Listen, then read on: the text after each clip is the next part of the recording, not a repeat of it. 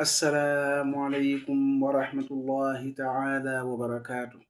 الحمد لله الرحمن الرحيم رب العالمين، وأفضل الصلاة وأتم التسليم على سيدنا ومولانا محمد صلى الله عليه وسلم.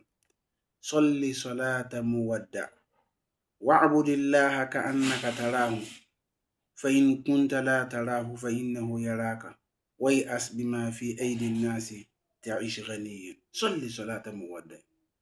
عليك عندما تقوم لتؤدي فريضة من الفرائض استشعر بأن هذا آخر فريضة تصليها، وعندئذ ستحسن إلى أداء هذه الفريضة، والأعمال بخواتمها، والعبرة أو العبرة بالنهاية. واعبد الله كأنك تراه.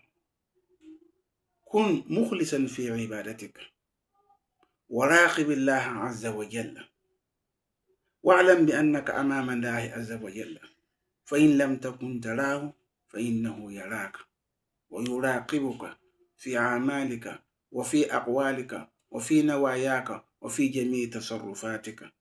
ويأس بما في أيدي الناس، واقطع عملك أما في أيدي الناس من أموالهم، تعيش غنيا، تكون أغنى الناس، لأن الغنى في القناعة، وإياك وما يعتذر منه.